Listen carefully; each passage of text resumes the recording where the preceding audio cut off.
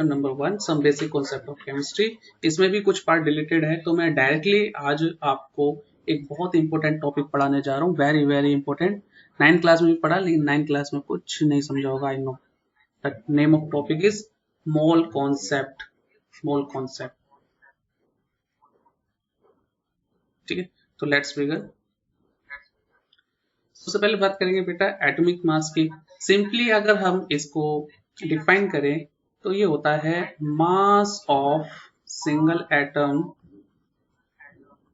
Mass of single atom, ठीक है। जैसे आपने छोटी क्लासेस में पढ़ा होगा, हाइड्रोजन का मास पूछा जाए तो आप बोलते हो 1 म्यू, ठीक है। यू से डिनोट कर देते हैं, बट होता क्या है म्यू, म्यू प्रोनाउंस करते हैं। कार्बन का आपने पढ़ा है 12 म्यू, ओके।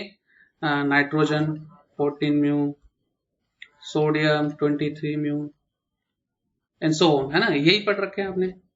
बट अगर मैं बात करूं हाइड्रोजन के मास की ग्राम में, तो बेटा ये होता है 1.67 इंटू 10⁻⁻24 ग्राम। कार्बन की बात की जाए तो ये होता है 1.93 10⁻⁻23 ग्राम, ठीक है ना। क्वेश्चन है राइज कि सर फिर ये क्या है जो हमने पढ़े, हाइड्रोजन का मास 1, कार्बन का मास 12, अगर ये इनके मास हैं तो हमने जो मास पढ़े हैं वो क्या होता है फिर। तो देखिए बेटा ये होता है सिंगल एटम का एब्सोल्यूट मास, या सिंपल बोला जाए उसका एक्चुअल मास, एब्सोल्यूट एटॉमिक मास। और ये होता है, ये जो आपने पीरियोडिक टेबल में पढ़ा है या छोटी क्लास में पढ़ा है, ये पढ़ा है आपने रिलेटिव एटॉमिक मास। क्या बोलते हैं ना, रिलेटिव एटॉमिक मास, ठीक। तो चलिए मैं इसमें थोड़ा सा आपको डिफरेंस बता दूं कि एब्सोल्यूट एटॉमिक मास क्या होता है और रिलेटिव एटॉमिक मास क्या होता है। एब्सोल्यूट एटॉमिक मास होता है the actual mass of an single atom. Absolute atomic मास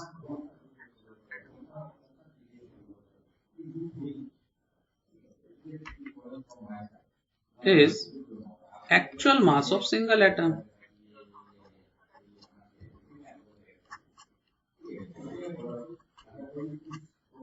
जैसे अभी मैंने बात करी कि हाइड्रोजन का 1 एटम का मास ग्राम में, तो मास को तो हम ग्राम, किलोग्राम, इन यूनिट्स में रिप्रेजेंट करते हैं ना। तो हाइड्रोजन का मास कितना हो जाएगा 1.67 इंटू 10⁻⁻24 ग्राम, ठीक है। ये इसका एक्चुअल मास है। लेकिन पुराने टाइम में एक्चुअल मास निकालने का कोई मेथड नहीं होता था, ठीक है। आजकल तो टेक्नोलॉजी है, न्यू न्यू टेक्नोलॉजी है, तो हम सिंगल एटम का मास निकाल सकते हैं, ठीक है, स्पेक्ट्रोफोटोमेट्री के जरिए या किसी और दूसरे मेथड के जरिए निकाल सकते हैं। But in the earlier time there was no method for finding the mass of single atom. एक सिंगल एटम के मास फाइंड करने का कोई तरीका नहीं था। तो साइंटिस्ट ने क्या किया, साइंटिस्ट ने relative atomic mass, relative atomic mass के टर्म को डिफाइन किया।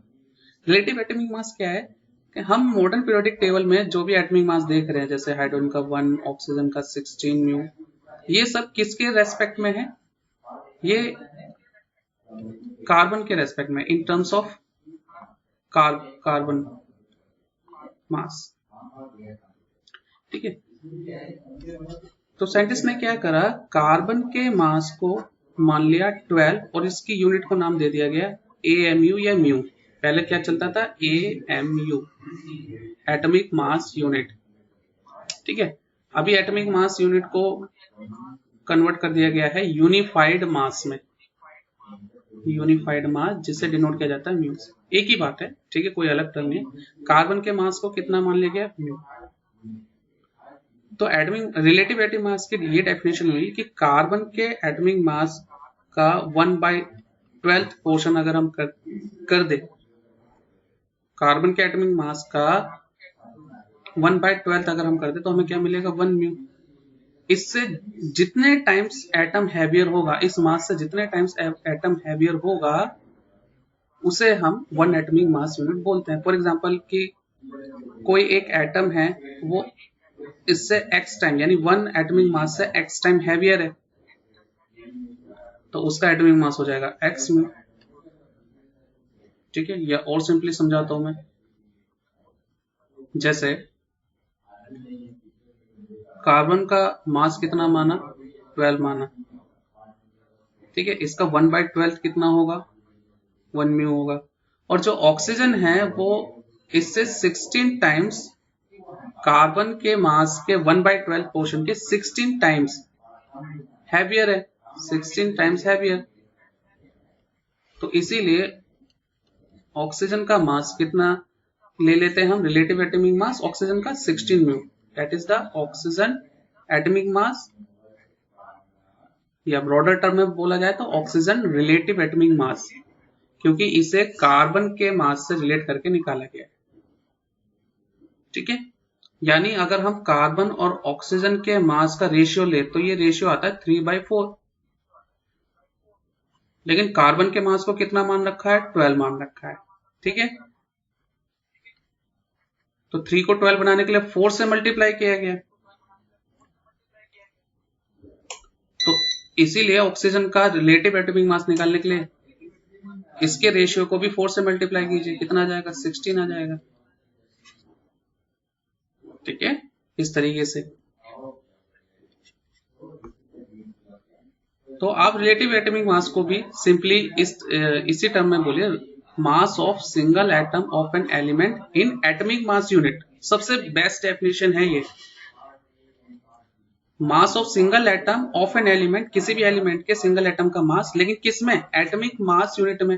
अब एक एटॉमिक मास यूनिट क्या होता है, 1 म्यू क्या होता है, mass of carbon, carbon atom divided by 12। ठीक है, and 1 atomic mass unit is equal to 1/12 mass of an atom of carbon 12 isotope. ठीक है, चलिए नेक्स्ट आगे बढ़ते बेटा। Next term is gram atomic mass. अगर आप एटॉमिक मास को ग्राम यूनिट में रिप्रेजेंट कर दो, वो क्या बन जाता है, ग्राम एटॉमिक मास बन जाता है। For example atomic mass of oxygen, सिर्फ एटॉमिक मास की बात की जाए ऑक्सीजन के तो कितना आता है, 16 म्यू। ठीक है, और ग्राम एटॉमिक मास क्या हो जाएगा, मैग्नीट्यूड आप 16 सेम रखो, म्यू की जगह ग्राम ले लो। So 16 mu represent the mass of single atom.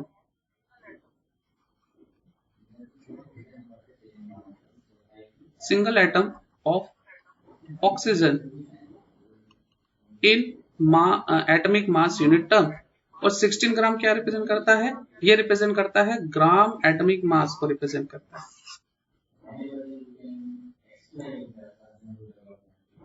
ठीक है बेटा, इसी तरीके से सोडियम, सोडियम का एटॉमिक मास ऑफ सोडियम ये कितना हो जाएगा, 23 होता है, और यूनिट लगा दीजिए म्यू।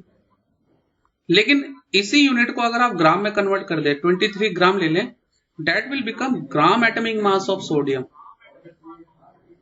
समझ में आ रहा है, बहुत आसान है ना। बस आप एटॉमिक मास यूनिट को ग्राम में रिप्रेजेंट कर दीजिए, मैग्नीट्यूड सेम रखिए। मैग्नीट्यूड का मतलब है ये जो वैल्यू है वो आप सेम रखिए, तो आप किसी भी एटम का ग्राम एटॉमिक मास आराम से बता सकते हैं। ठीक है बेटा, चलिए नेक्स्ट आगे बढ़ते हैं।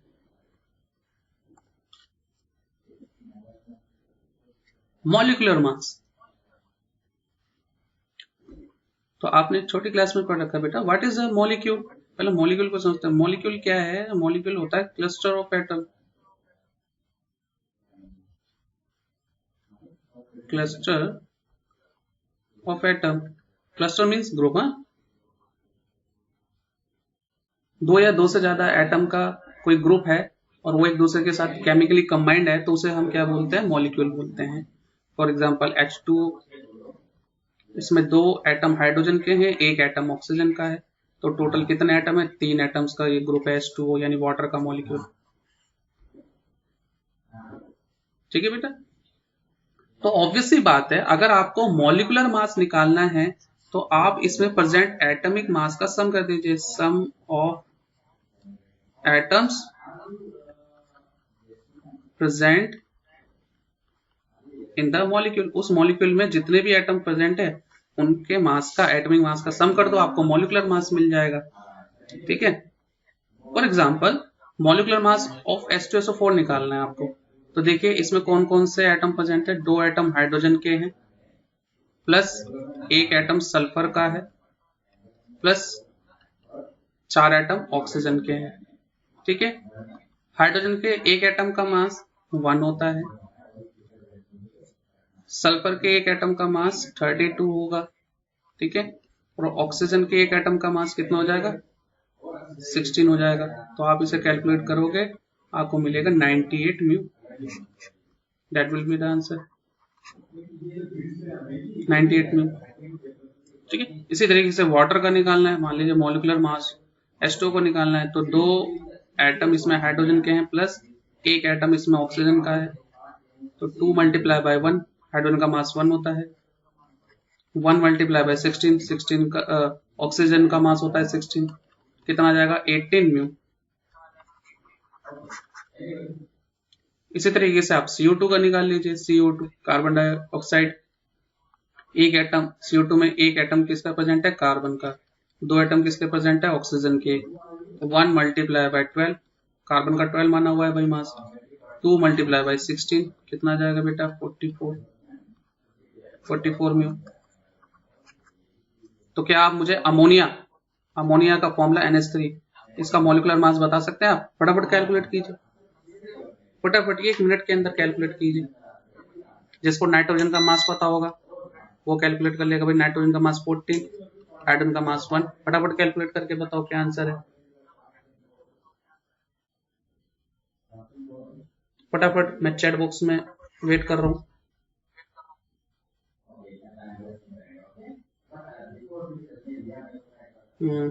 एक बच्चे ने निकाला है, बिल्कुल, 2 3 4, श्वेता ने 2 बार रिप्लाई करा, और श्वेता का मैं दूसरा आंसर सही मानूंगा। सुजन ने भी रिप्लाई करा है, लेकिन सुजन का आंसर करेक्ट नहीं मानूंगा। इचिपी लापरा ने भी बताया, उसका आंसर भी नहीं करेक्ट मानूंगा मैं। यस, अब इचिपी लापरा ने भी सही आंसर लिखा है, पेनम ने भी आंसर सही लिखा है, सुजन ने भी आंसर अभी सही कर दिया। भाई जल्दबाजी में बच्चे क्या बता रहे हैं, आंसर बच्चे बता रहे हैं भाई इस तरीके से, 1 एटम नाइट्रोजन का है, 3 एटम हाइड्रोजन के हैं, तो उन्होंने क्या करा, 1 multiply by 14 plus 3 multiply by 1, तो 17 आंसर बता के छोड़ दिया। अब बच्चों मुझे ये बात बताओ, मेरा क्वेश्चन है मॉलिक्यूलर मास ऑफ अमोनिया, तो मैंने जहां पर भी मॉलिक्यूलर मास निकाला, क्या मैंने यूनिट नहीं लिखी है? किसी भी आंसर में आपको यूनिट, बिना यूनिट के आंसर बताया क्या मैंने? नहीं बताया ना, तो इसलिए आप 17 म्यू क्यों नहीं आंसर लिख रहे हो, 17 लिख के छोड़ दे रहे। ठीक है, आंसर करेक्ट तो है, बट यूनिट लिखिए, यूनिट की वैल्यू समझिए बेटा। यूनिट सीबीएसई में यूनिट भूल जाओगे, हाफ मार्क्स कट जाएगा लास्ट में क्वेश्चन में। आप किसी भी न्यूमेरिकल को सॉल्व कर रहे हैं, कोई भी आप फिजिकल क्वांटिटी लिख रहे हैं, represent it with the unit, understand? तो चलिए आंसर बता रहे हैं, बहुत अच्छा लगा, यानी समझ में आ रहा है टॉपिक। फिर जैसे हमने ग्राम एटॉमिक मास पढ़ा था, वैसे ही है gram molecular mass. Nothing, molecular mass को ग्राम यूनिट में रिप्रेजेंट कर दो, खत्म, आपको ग्राम मॉलिक्यूलर मास मिल जाएगा किसी एक मॉलिक्यूल का। जैसे H2SO4 का मॉलिक्यूलर मास क्या निकाला था, 98, और यूनिट थी म्यू। इसी तरीके से ग्राम मॉलिक्यूलर मास क्या बन जाएगा, 98 ग्राम। अगर मेरा क्वेश्चन होता gram molecular mass of ammonia, gram molecular mass GMM of ammonia NH3, तो आंसर क्या होगा आपका 17। आपको पता है भैया उसका मॉलिक्यूलर मास है, ग्राम में रिप्रेजेंट कर दीजिए, इस बार म्यू की जगह ग्राम लगा दो।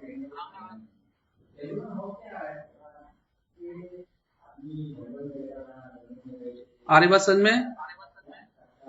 इसी तरीके से gram molecular mass of CO2, तो अभी आपने बैक साइड निकाला था 44 आया था, म्यू की जगह ग्राम लगाइए। Gram molecular mass of H2O calculate करा तो 18 आया था, म्यू की जगह ग्राम लगाइए, सिंपल। ठीक है बेटा, अब आते हैं फॉर्मूला मास पे। ठीक है, होता इसे कैलकुलेट तो मॉलिक्यूलर मास जैसे ही किया जाता है, जैसे हम मॉलिक्यूलर मास निकालते हैं वैसे ही कैलकुलेट किया जाता है फॉर्मूला मास। लेकिन फिर भी हम कुछ सब्सटेंस के मोलिकुलर मास के लिए फॉर्मूला मास टर्म यूज करते हैं वाई। तो देखो बेटा, कुछ ऐसे सब्सटेंस होते हैं जो discrete molecule means separate molecule form में ऑब्टेन नहीं होते हैं। What is the meaning of discrete here? Discrete को आप सेपरेट वर्ड से समझ सकते हैं, ठीक है, यानी वो सेपरेटली उनका मॉलिक्यूल ऑब्टेन नहीं होता। फॉर एग्जाम्पल जैसे वाटर मॉलिक्यूल ले लीजिए, आपने एक गिलास में पानी ले रखा है, तो उस पानी में क्या होगा, वाटर मॉलिक्यूल्स होंगे। और वाटर मॉलिक्यूल, हर एक वाटर मॉलिक्यूल एक से अलग है। एक वाटर मॉलिक्यूल कैसे बनता है? ऑक्सीजन और हाइड्रोजन, दो हाइड्रोजन एटम के कॉम्बिनेशन से बनते हैं, ठीक है। एक एटम ऑक्सीजन का होता है, दो एटम उसमें हाइड्रोजन के होते हैं, ठीक है, कुछ इस तरीके से। तो you can see here in the figure discrete molecule है, अलग अलग मॉलिक्यूल आप देख सकते हैं। दिख रहे? हाँ या ना तो बोलो। Okay okay. लेकिन कुछ सॉलिड ऐसे होते हैं जो डिस्क्रीट मॉलिक्यूल के फॉर्म में ऑब्टेन नहीं होते, ठीक है। उनका एक थ्री डायमेंशनल प्रॉपर स्ट्रक्चर होता है, जिसे हम बोलते हैं क्रिस्टल लैटिस। 12th में पढ़ोगे ये डीपली, क्रिस्टल लैटिस, ठीक है। अभी आप क्रिस्टल समझ लीजिए, बस क्रिस्टल वर्ड समझ लीजिए। वो क्रिस्टल फॉर्म में ऑब्टेन होते हैं, यानी उनका एक पर्टिकुलर उनका थ्री डायमेंशनल स्ट्रक्चर होता है। फॉर एग्जांपल सोडियम क्लोराइड का कोई पर्टिकुलर मॉलिक्यूल नहीं होता, वो इस फॉर्म में, सॉलिड फॉर्म में ऑब्टेन होते हैं। ये जो आप फिगर देख रहे हैं, इसमें आपको बॉल्स नजर आ रही होंगी, बहुत सारी बॉल्स जो कि थ्री डायमेंशनली अरेंज है, इस तरीके से क्यूब शेप में ये बॉल्स अरेंज है, ठीक है। क्यूब नजर आ रहा है ना आपको, ग्रीन बॉल दिख रही है, और कौन सी बॉल दिख रही है आपको? ब्लू बॉल दिख रही है। तो ये बॉल ना होकर के ये क्या है? कैटायन आयन है। जो ग्रीन है वो क्लोराइड आयन है, that represent the chloride ion. जो ब्लू, छोटे छोटे ब्लू बॉल्स दिख रहे हैं उनके बीच में फंसे हुए, वो क्या है? सोडियम आयन है। तो ये एक पर्टिकुलर शेप हो गया ना, क्यूबिकल शेप है ना, तो इसे बोलते हैं क्रिस्टल। इसी पर्टिकुलर शेप को हम क्रिस्टल नाम दे रहे हैं, क्रिस्टल फॉर्म में ऑब्टेन होते हैं। अब इनका मॉलिक्यूल तो है नहीं, तो हम क्या करते हैं, इनका हम फॉर्मूला ले लेते हैं। फॉर्मूला क्या होता है? फॉर्मूला होता है रिपीटेटिंग यूनिट।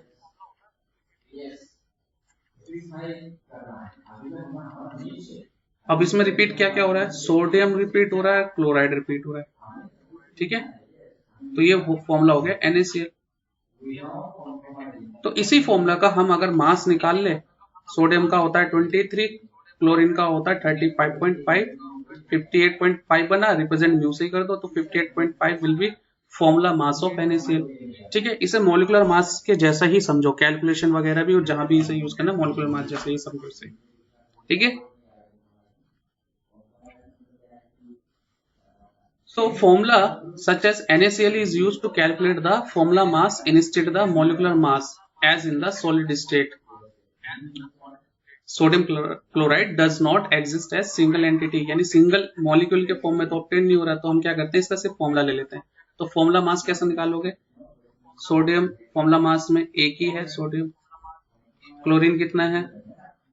1, तो 23 plus 35.5 which will be equal to 58.5 mu, simple. इसी तरीके से फॉर्मूला मास निकालना है किसका? CaCl2 ले लीजिए आप, CaCl2। तो इसमें कैल्शियम, फॉर्मूले में कैल्शियम कितना दिख रहा है? 1, क्लोरीन कितना दिख रहा है? 2, तो कैल्शियम का मास हो गया 40, ठीक है। 1/40 कह दीजिए, 1 मल्टीप्लाई बाय 40 कह दीजिए। 2, क्लोरीन का मास 35.5, ठीक है। तो हो गया 40 प्लस 71 म्यू, 111 आंसर आ गया, 111 आंसर। या इसी तरीके से आपको निकालना है कैल्शियम कार्बोनेट CaCO3 का फॉर्मूला मास निकालना है।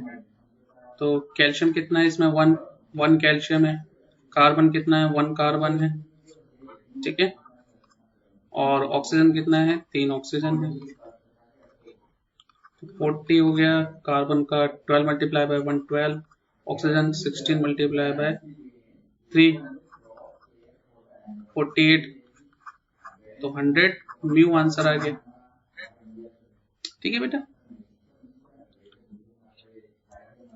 तो इसी तरीके से हम बात करते हैं ग्राम फॉर्मूला मास की। तो इसमें भी जो भी आपने म्यू में कैलकुलेट करा उसे ग्राम में रिप्रेजेंट कर दो। जैसे फॉर्मूला मास ऑफ NaCl कितना मिला था, 58.5 म्यू। अब इसी को आप 58.5 ग्राम में रिप्रेजेंट करते हैं तो that will become the formula mass of sodium chloride. ठीक है। 111 CaCl2 का फॉर्मूला मास आया था 111 म्यू।